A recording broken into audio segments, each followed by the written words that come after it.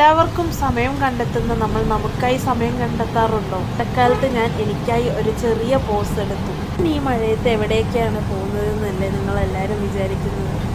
വേറെ എവിടെയും അല്ല, കോട്ടയം കൊടയമ്പടിയിലെ ഗായത്രി ഹെറിറ്റേജിൽ ആയുർവേദിക് റെജുവിനേഷൻ തെറാപ്പി ചെയ്യാനാണ് പോകുന്നത്. മഴക്കാലത്തല്ലാതെ വേറെയും ഒത്തിരി പാക്കേജസ്, പ്രസവരക്ഷകൾ, മുട്ടിന് വേദനയുള്ളവർക്ക് എല്ലാം ട്രീറ്റ്മെൻറ്റും അവർ ചെയ്യുന്നുണ്ട്. മുമ്പ് ഞാൻ പ്രസവരക്ഷ ചെയ്തിട്ടുണ്ടായിരുന്നു, പോസ്റ്റ് ഡെലിവറി കെയർ.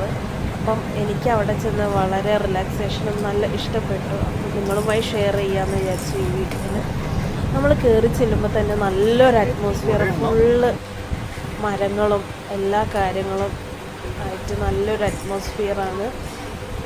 ബേബിക്ക് 1 ഇയർ ആവാൻ പോകുന്നു. സോ എനിക്കൊരു ബോഡിക്കൊരു നല്ല റിലാക്സേഷനും കൊടുക്കണം തോന്നി. അതാണ് ഞാൻ വീണ്ടും വിസിറ്റ് ചെയ്യാൻ കാരണം. നമ്മൾ മഴക്കാലത്ത് ബോഡീനെ കെയർ ചെയ്യണം എന്നാണ് പറയും. ബോഡി മഴക്കാലത്ത് വീക്കാവുന്ന സമയമെന്ന് പഴയ ആൾക്കാർ പറയുന്നത് കേട്ടിട്ടുണ്ട്. പിന്നെ നമ്മൾ ഇവിടുത്തെ ഡോക്ടർ ഗായത്രി അശോകുമായി നമ്മൾ സംസാരിച്ചു.